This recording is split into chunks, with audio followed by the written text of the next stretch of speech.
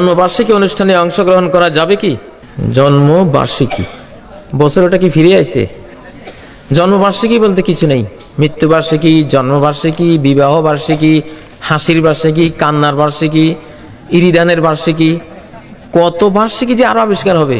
এগুলি সব বেহুদা জাতির বেহুদা কাজ, যাদের দুনিয়াতে আর কাজ নাই, খালি শয়তানি বান্দরামি করা দুনিয়াতে কাজ, খেলাধুলা তামাশা, তারা এগুলি আবিষ্কার করেছে।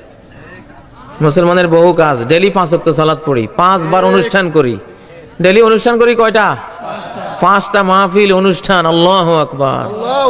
কিসের অনুষ্ঠান শিখাও? কয় বিশ্ব হাত ধোয়া দিবস। মুসলমানদের বিশ্ব হাত ধোয়া দিবসে হাত ধোয়া শিখাইতে আসে। আরে বেটা, একবারের অজুতে আমরা হিসাব করেছি 128 বার। ডেলি যে 5 বার অজু করি, 5 বারে 128 বার না 130 বার হাত ধুই আমরা ডেলি। আর তুমি বছরে একবার হাত ধোয়ার গল্প শুনাইতে আসছো, মায়ের কাছে নানির গল্প। হ্যাঁ, মুসলমানদের বার্ষিকী শিখায়। ডেলি অনুষ্ঠান করি 5টা। ডেলি সকালে জিকির আজকারের তসবির অনুষ্ঠান, বিকেলে অনুষ্ঠান, রাত নাই দিন নেই, 24 ঘন্টায় চলে আমাদের এসব, ঠিক না? সহি জিনিস আমল করে কুলাই না। তোমার এসব ভুল ভ্রান্তি আমল করবো কখন? জমজমের পানি খাইয়া কুলাই না, তোর লোনা পানি খাবো কখন? ঠিক না? লোনা পোনা এগুলি বাদ। প্রতিবেশীদের মধ্যে হিন্দু থাকলে তাদের খাদ্য দিলে সওয়াব হবে কি? হ্যাঁ, অবশ্যই সওয়াব হবে। প্রতিবেশী যেই হোক না, ইহুদি, খ্রিস্টান, হিন্দু, বৌদ্ধ, তারা তো মানুষ, আমাদের মতোই আদম সন্তান, হাওয়ার সন্তান, নবীর পোলা না ওরা? হিন্দুরা নবীর ছেলে না? একদিন কূপের মধ্যে, ইন্ডিয়ায় এক ব্যক্তি কূপের মধ্যে পড়ে গেছে। কূপে পড়ে চিৎকার করতেছে, ভাই নবী কা ফরজন্দ কুয়া মে ঘের গিয়া, নবীর আওলাদ কূপে পড়ে গেছে, ভাই বাঁচা বাঁচা। গোটা গ্রামের মানুষ চতুর্দিক থেকে দৌড়ে এসে, আরে বাপরে, নবীর আওলাদ পড়ে গেছে, আমরা দুনিয়াতে বাঁচি থাকবো? নবীর আওলাদের তারা নিজেরা ঝাঁপাই পড়ে উদ্ধার করিয়ে আনছে। দেখে যে বেঈমান মেথর। কিরে তুই নবীর আওলাদ হলি কবে রে? কয় আমি আদমের ছেলে না। কোন? আর কেউ কিছু কয় নাই। ঠিকই তো কথা, আদমের ছেলে তো ঠিকই, নবীর আওলাদ তো ঠিকই, নবীর আওলাদ তো ঠিকই, কিন্তু নবীর আওলাদ তো কাবিলও আসিল, ঠিক না? নবীর আওলাদ তো কেনানও আসিল, নূহের ছেলে। কাজ হবে? তবে নবীর আওলাদ খান ঠিক আছে। হ্যাঁ, তা আমরা সবাই নবীর আওলাদ না? সবাই নবীর আওলাদ, কিন্তু সবাইকে নবীর আদর্শ মানলে নবীর সাথে সম্পর্ক ঠিক থাকবে, নাহলে থাকবে না। এশার সালাতের জামাতে শেষ রাকাত পেলে বাকি 3 রাকাত কিভাবে আদায় করতে হবে? প্রথমে 1 রাকাতে সূরা মিলাবেন ফাতিহা সহ, আর বাকি 2 রাকাত শুধু সূরা ফাতিহা পড়লে হবে। কারণ আপনি 3 রাকাত পেয়েছেন, 1 রাকাত পান নাই, মানে প্রথম রাকাতটা পান নাই, দ্বিতীয় রাকাতে শরীক হয়েছে। তো প্রথম রাকাত ইমাম যেমনে পড়েছে বা একা পড়লে যেভাবে পড়তেন ঠিক সেভাবে পড়বেন, সূরা ফাতিহা, অন্য সূরা সব মিলিয়ে। সহি আকীদা সহিভাবে সালাত আদায় করলে শিয়া বিদেশিদের দালাল বলে গালি দেওয়াটা কেমন গুনার কাজ? সহি আকীদা সহিভাবে সালাত আদায় করলে শিয়া বলে, তাই না? বলতে দেন না, অসুবিধা কি আছে? কিছুদিন বলুক, একদিন তারা বুঝবে যে আসলে এরা তো শিয়া না, আমরা না শিয়া। ফর্সা মানুষকে একজনে কালো দেখে, শুধু কালো দেখে, ফর্সা দেখেই না। সে চিন্তা করতেছে ব্যাপারটা কি, এত ফর্সা মানুষ আমি খালি কালো দেখি। ও যে কালো চশমা চোখে দিয়ে রাখছে ওটা তার খবর নেই। পরে এক বন্ধু বললো, এই তুই ডেলি ওনারে কালো চশমা দিয়ে তুই দেখিস, যতদিন এই চশমা না খুলবি তুই ফর্সা দেখবি না। চশমাটা খুলছে, দেখে মাশাআল্লাহ, আরে আজ তো আমার চোখ ঠিক হয়ে গেছে। একটু সময় দেন, চোখটা ঠিক হোক, তারপরে আর আপনাদেরকে শিয়া বলবে না। আমার চোখ ঠিক না হলে আমিও বলতাম আপনাদেরকে। একটু সবর করা লাগে। সবর আর কই করবেন? কারে নিয়ে করবেন? মুসলমান ভাইদেরকে নিয়ে সবর করেন। আমরা সবাই আল্লাহকে চাই, ঠিক না? রাসূলকে মহব্বত করি, সব মুসলমান ইনশাআল্লাহ এরকমই। একটু হয়তো আলিফ বেতেছে এখন পড়তেছে, কদিন পরে ঠিক হয়ে গেলে বাতাসা, এখন রেজে আছে, কদিন পরে রাজা, এখন জি হে খে আছে, কদিন পরে হা খা হবে ইনশাআল্লাহ। তাতে আমাদের বিজয় না, হাদিসের বিজয়। কার বিজয়? আমাদের বিজয় না, আল্লাহ রাসূলের বিজয়, আল্লাহর বিজয়, আল্লাহ দ্বীনের বিজয়, ঠিক না?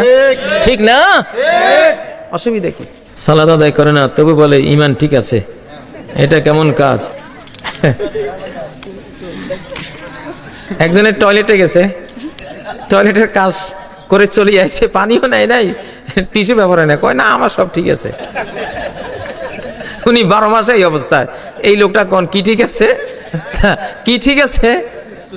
তার ময়লা ঠিক আছে, ময়লাটা ঠিকই তোর গায়ে লাগিয়ে দিছে, ময়লা থেকে তোর উপায় নাই, নিস্তার নাই, বুঝেন না? ইবলিশ শয়তান আর নাপাকি গান্দা এইটা তোরে গ্রাস করছে। তো ঠিক আছে কি? নামাজ পড়ে না আবার ঠিক আছে। ইবলিশ এক সেজদা না করিয়া এমন বেঠিক হইছে কিয়ামত পর্যন্ত ঠিক হইতো না। কয়টা সেজদা?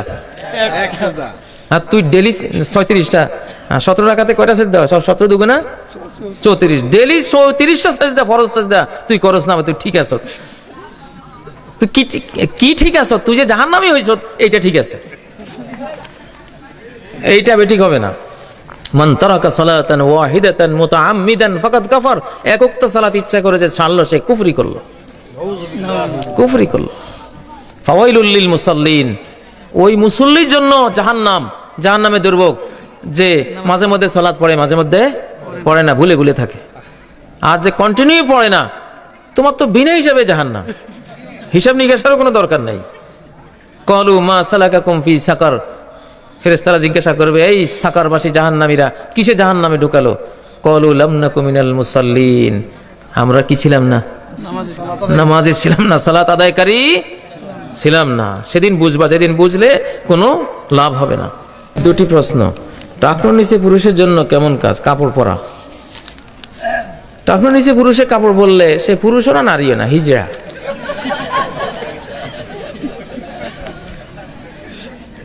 আর যে মহিলা টাকনোর উপরে পড়ে সে মহিলাও না পুরুষ না, সে আরেক হিজড়া।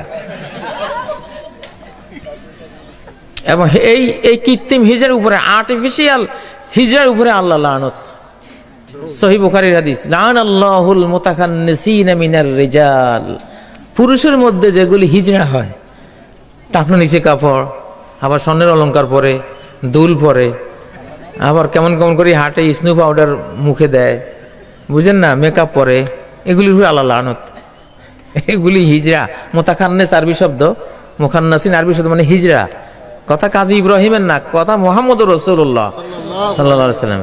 তাহলে টাকনোর নিচে পুরুষ যেগুলি কাপড়, এগুলি হিজড়া, মর্দামি শেষ, পুরুষত্ব শেষ। এই জাতীয় পুরুষের এই স্ত্রীগুলি পলায়, এদেরকে ছাড়ি চলে যায়। আমেরিকার হেলথ সেন্টারগুলিতে লেখা আছে যে পুরুষরা টাকনোর নিচে কাপড় পরবেন না, তাহলে যৌন হরমোন নষ্ট হয়ে যাবে। ঠিক। পায়ের গোড়ালির নিচে টেস্টোস্টেরন, পুরুষের যৌবনের যে হরমোনটা থাকে, এটা ওখানে থাকে বিপুল পরিমাণে। ওটা সবসময় ঢেকে রাখলে ওইটা নষ্ট হয়ে যায়, ওটা আলো বাতাস লাগে। কথা বুঝছেন? আচ্ছা, আর মহিলাগুলির মধ্যে যেগুলি টাকনোর উপরে পড়ে এগুলি হিজড়া। লানাল্লাহুল মুতাখান্নিসা মুতারাজ্জিলাতি মিনান নিসা, নারীদের মধ্যে যেগুলি মর্দা মর্দা ভাব, এগুলির উপরে আল্লাহর গজব। এগুলির উপরে কি? আল্লাহর গজব। নবীজি গজব দিয়ে গেছেন, লানত দিয়ে গেছেন। অতএব এগুলি চলবে না, এগুলির অনেক ক্ষতি আছে, সময় নাই। সব প্রশ্ন ব্যাখ্যা করতে গেলে রাত শেষ হয়ে যাবে। নামাজ পড়লে আমার ইমামতি যায় এবং এলাকার মসজিদে নামাজ পড়লে বের করে দেয়, মারপিট করে, এখন কি করব? মারপিট খাবেন কিছুদিন, খান না, আল্লাহর জন্য কিছু খাইলে যারা মারে ওরা একদিন চিন্তা করবে, আচ্ছা লোকটার যে মারলাম কি জন্য মারলাম, দেখি না একটু। আপনার ধৈর্যের কারণে, সবরের কারণে তারা একদিন আপনার উসিলায় হয়তো হেদায়েতে আসবে। সাম্প্রতিক আরব জাহানের একজন বিখ্যাত খতিব ডক্টর আরিফি, ওনার সাথে দুইজন মার্কিন যুবকের দেখা, খ্রিস্টান না, তারা মুসলিম হয়েছে তখন, অল্প বয়স্ক যুবক। তো বললো, যুবকরা তোমরা কিভাবে মুসলমান হয়েছ? কয় যে আমরা প্রেসিডেন্ট বুশের হাতে মুসলমান হয়েছি। আরে বুশ মুসলমান মেরে শেষ করে দিতে আছে, আর তোমরা বলতেছো বুশের হাতে মুসলমান হলে, এটা কেমন কথা? হ্যাঁ, বুশের হাতে আমরা মুসলিম, বুশ না হলে আমরা মুসলমান হইতে পারতাম না। কেমন? কয় যে টুইন টাওয়ারের ঘটনা যেদিন ঘটে, এরপরে পরে দীর্ঘ বক্তৃতা করেছিল মুসলিম জাহানের বিরুদ্ধে। তো সেই বক্তৃতায় উনি যত কথা বলেছে, যত ওয়ার্ড উচ্চারণ করেছে, আমরা তো ইন্টারনেটের সামনে, কম্পিউটারের সামনে, টিভির সামনে বসা, সব রেকর্ড করতেছি আর বুঝতে চেষ্টা করতেছি। কারণ এমন এক ঘটনা আমেরিকার জীবনে ঘটে নাই। সেই সিচুয়েশনে তার প্রত্যেকটা ওয়ার্ডকে আমরা ব্যাখ্যা করে করে ভালোভাবে শুনতেছিলাম। তো দুইবার উনি ইসলাম ইসলাম করলেন, এটা তো কোনো অর্থ বুঝি না, ইসলাম কি?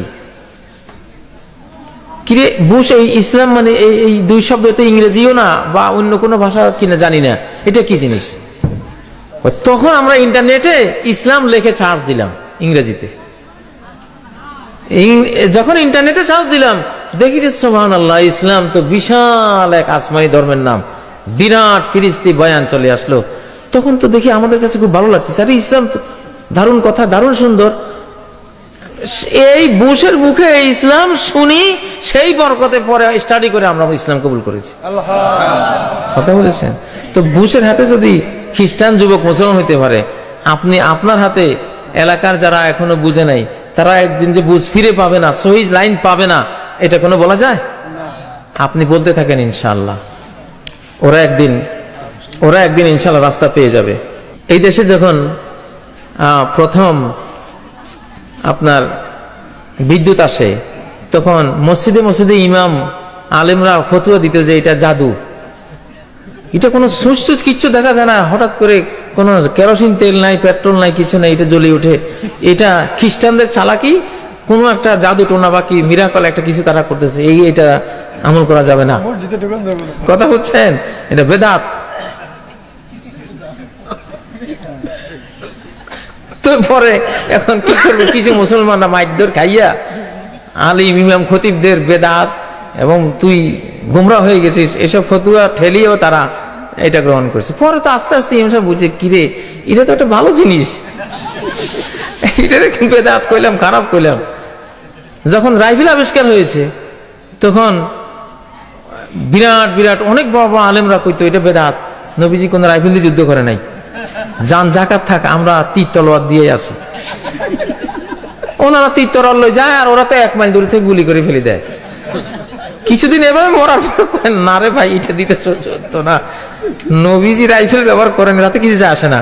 নবীজি তো কইছে যেটা নিক্ষেপ যন্ত্র ওইটাই আমার যুদ্ধাস্ত্র, আমরা বুঝতে ভুল করছি। অতএব রাইফেল এটা সুন্নত। তীর যেরকম আধুনিক তীর, আগের যুগের তীর বাঁশের, আর এখনকার তীর হলো কি রাইফেল, এটাও তীর। তো একটা জিনিস যেটা জানা ছিল না এতদিন, হঠাৎ করে জানলে সবার কাছে একটু কেমন কেমন লাগে, ঠিক না? একদিন ঠিক হয়ে যাবে ইনশাআল্লাহ। অতএব সহি তরিকে আপনি পড়তে থাকেন। ইমামতি যাক, তারা ইমামতি যায়, তারা আপনাকে ইমামতি থেকে বরখাস্ত করবে জান্নাত পাওয়ার নিয়তে। কথা বলছেন, তারা বুঝতেছে আপনি বেদাত করছেন, আপনি ইসলামের ক্ষতি করতেছেন, তারা আল্লাহকে খুশি করার জন্য আপনাকে ইমামতি থেকে বাইর করতেছে। তারা কোনো দুজুগে যাওয়ার জন্য আপনাকে ইমামতি থেকে বাইর করে নাই। তাদের আমলটা ভুল কিন্তু নিয়তটা সহি। অর্ধেক তো সহি আছে, অর্ধেক কি আছে? সহি আছে। বাকি অর্ধেক যে সহি হবে না এটা তো বলা যায় না। ইনশাআল্লাহ ধৈর্য ধরেন, সহি হবে। আর আপনারা যারা এই আমিন জোরে বললে বা সহি তরিকা নামাজ বললে পায়ে পায়ে লাগাইলে আপনারা বকাঝকা করবেন না, আপনারা সবর করেন। আচ্ছা, এই লোকটা পায়ের লগে পা মিলায়, এটা কি কোনো দলিলের প্রমাণে আছে? এটা কি কোনো খতিয়ান আছে, ডাড্ডা আছে, পর্চা আছে, খাজনা রসিদ আছে? এটার কোনো CS record, RS record, 62 record, 42-এর রেকর্ড আছে? দলিল প্রমাণ দেখি না কি কি। আচ্ছা, তুমি রেকর্ড পত্র আনো তো, বুখারী খোলো, মুসলিম শরীফ খোলো, তিরমিজি শরীফ খোলো, আবু দাউদ আনো, নাসাই আনো, হাদিস সব আনো তো দেখি কোথায় বলছে। আচ্ছা, যদি সিএস রেকর্ড পাওয়া যায়, আরএস রেকর্ড, খতিয়ান, ডাড্ডা, পর্চা, পাট্টা সব পাওয়া যায়, কি কইবেন? কি বলবেন? হ্যাঁ, কারেক্ট জিনিস। আমি তো দলিল খুঁজে বেড়াই। 1 শতক জমির দাম আপনার এলাকায় কত? 1 লাখ টাকা। 1 শতক জমি আপনি, কেউ যদি বলে ভাই এই শতক আমার, এই 1 শতক জমির মালিক আমি, তুমি কিনবা? আপনি বলবেন কি, ভাই তো তোমার কোন হুজুরে কয় যে এটা তোমার জমি, হুজুরগুলি আনো, এটা কইবেন? কি বলবেন? দলিল আনো। এলাকার মানিকগঞ্জের সব হুজুরে মিলে কইলেও আপনি নিবেন না। আপনি এত বুদ্ধিমান, শুধু ইসলামের ব্যাপারে আসলে আপনার বুদ্ধি কই যে যায় আল্লাহ জানে।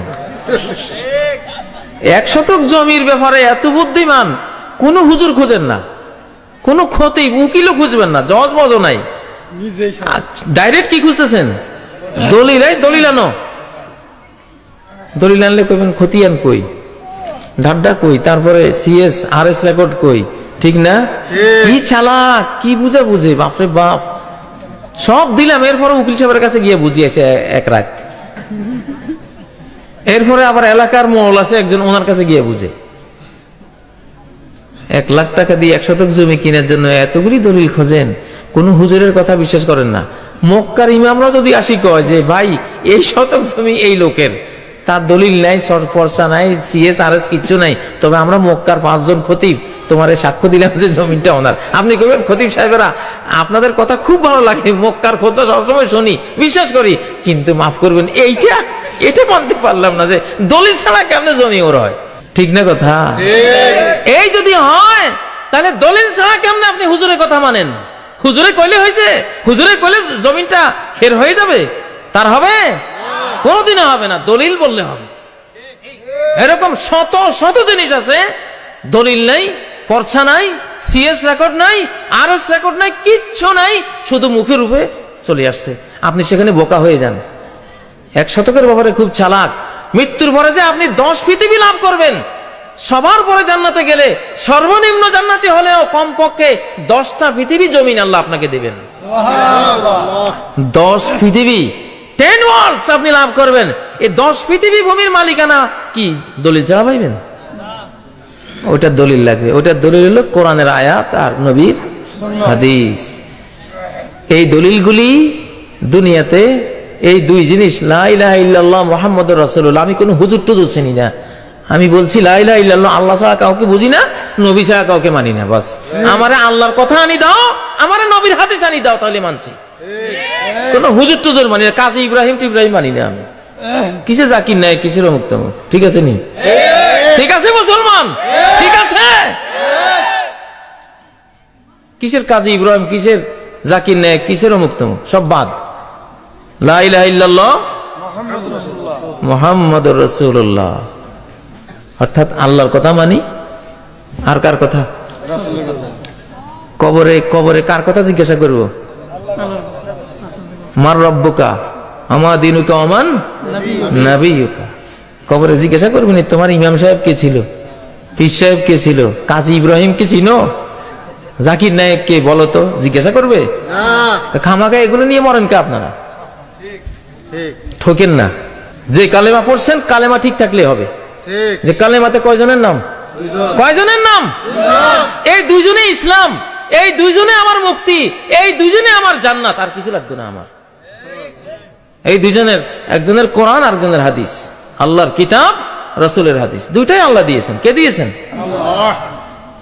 দলিলের উপর চলবেন ইনশাআল্লাহ, তাহলে রোড ক্লিয়ার, জান্নাত ক্লিয়ার ইনশাআল্লাহ। আল্লাহ বলেছেন যে ব্যক্তি আমার কিতাব মানবে, হেদায়েত মানবে, ফালা ইয়াদিল্লু, সে গোমরাহ হবে না, ওয়ালা ইয়াশকা, তার হৃদয় কখনো বিষণ্ণ হবে না, টেনশনগ্রস্ত হবে না।